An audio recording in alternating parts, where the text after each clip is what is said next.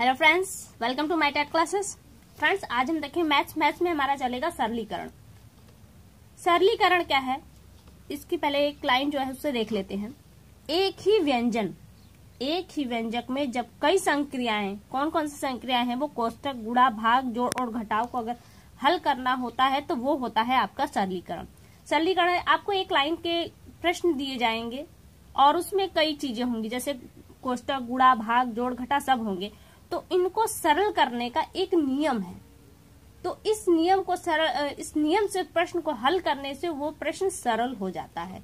तो इसी कारण इसे कहा जाता है सरलीकरण। और सरलीकरण का जो नियम है BODMAS के नियम से चलता है। तो आइए आज इस टॉपिक को स्टार्ट करते हैं। पहले हम समझते हैं कि BODMAS क्या है, क्योंकि इसे समझ लेंगे तो हमारे लिए इस टॉपिक को जानना और भी इजी हुआ। देखिए BODMAS की स्पेलिंग देखिए, BODMAS, BODMAS। बी से होता है हमारा ब्रैकेट जिसे हम हिंदी में कोष्टक बोलते हैं।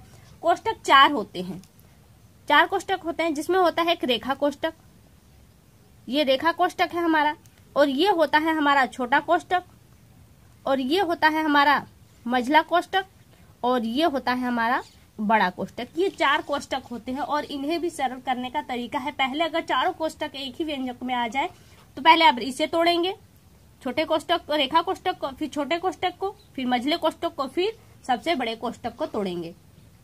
आगे है हमारा ओ से हमारा हुआ ऑफ मीन्स होता है का। प्रश्न में ये इसी रूप में आएगा का, या इंग्लिश का प्रश्न हो तो ऑफ के रूप में ही आएगा, लेकिन इसका तात्पर्य इनटू होता है। इनटू यानी कि अगर प्रश्न में जब ये आएगा तो वहां पे हमारी गुणा की प्रक्रिया होगी।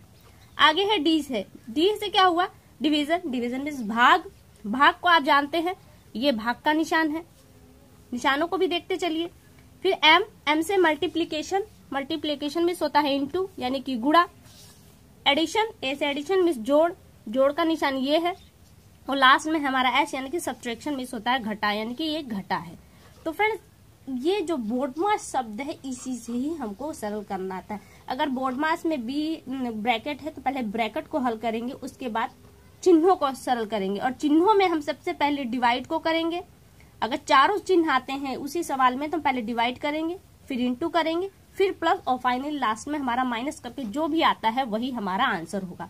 तो आइए इस पे हम प्रश्नों को करते हैं। प्रश्नों को करेंगे तो जल्दी हो जाएगा हमारा।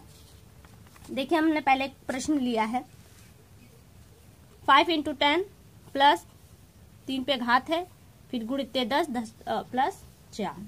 इसे हम सरल करेंगे। कैसे करेंगे, देखिए हमने BODMAS के नियम में पहले जाना था कि हमको पहले भाग करना है।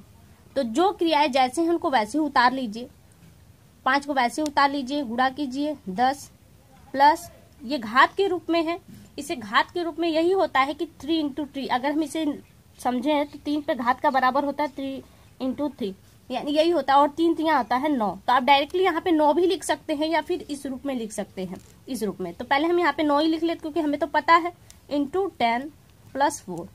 देखिए पहले BODMAS के नियम से हमको डिवाइड करना होता है, बट यहाँ पे डिवाइड का ऑप्शन ही नहीं है। तो डिवाइड के बाद हमारा आता है M यानी कि मल्टीप्लाई मीन्स होता है 2 गुणा।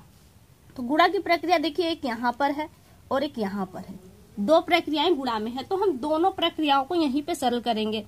10 × 5 = 50 हो गया आपका, प्लस का निशान वैसा का वैसा, और 9 में 10 का गुणा करेंगे तो आ जाएगा हमारा 90 और प्लस 4। फाइनली देखिए एक ही संक्रिया बची है, अब उस संक्रिया को आप पूरा कर देंगे। सब में ऐड ही आया है आपका, तो क्या करेंगे, 50 और 90 140 हो गया, 140 4 144, ये आपका हो गया आंसर। इसी तरह से हम दूसरा सवाल देख लेते हैं जिसमें ब्रैकेट, ये तो हमने बिना ब्रैकेट का सवाल देखा। अब ब्रैकेट वाले सवाल को देख लेते हैं। देखिए हमने दूसरा सवाल लिया है। यहाँ पे क्या करना है, पहले हमने कहा कि ब्रैकेट को तोड़ेंगे सॉरी। तो सबसे पहले देखिए यहाँ पे कौन सा ब्रैकेट तोड़ना है। आपको जो ब्रैकेट तोड़ना है केवल उसी से छेड़खानी कर रही, बाकी को जैसा है वैसा ही उतार देंगे। तो BODMAS के नियम से हम पहले सबसे छोटा कोष्टक, तो हमारा सबसे छोटा कौन सा है, रेखा कोष्टक है। रेखा कोष्टक देखिए यहाँ पे सारी संक्रियाओं को हम वैसे ही उतार लेंगे, जैसे 7 माइनस, फिर ये ब्रैकेट बना देंगे माइनस, फिर कौन सा है हमारा मझला कोष्टक 6 माइनस, फिर छोटा कोष्टक 5 और माइनस ये वैसा का वैसा, क्योंकि ब्रैकेट देखिए जो हमारा रेखा कोष्टक है 4 - 3 पर है, तो 4 में से -3 कर देते हैं हम यहाँ पे, तो आएगा 1। हमारा ये कोष्टक टूट चुका है, बाकी सारे जो कोष्टक हैं हम वैसे ही उतार देंगे उसे। आगे चलते हैं। अब हम तोड़ेंगे मझला कोष्टक, सॉरी छोटा कोष्टक तोड़ेंगे। सारी संक्रियाओं को वैसे ही लिखेंगे, 7 माइनस 5 मझला कोष्टक बनाएंगे, 6 माइनस, अब देखिए छोटा जो हमारा छोटा कोष्टक है वो यहाँ पर है और इसमें जो प्रक्रिया है वो माइनस की प्रक्रिया है, तो 5 में से 1 गया तो यहाँ पे क्या आया आपका 4। देखिए यहाँ पे ये चीज गौर कीजिएगा कि जब हम ब्रैकेट तोड़ते हैं, क्योंकि सबसे पहले हम ब्रैकेट तोड़ेंगे और ब्रैकेट में अगर गुणा है तो आपको गुणा की प्रक्रिया पहले ही करनी पड़ेगी।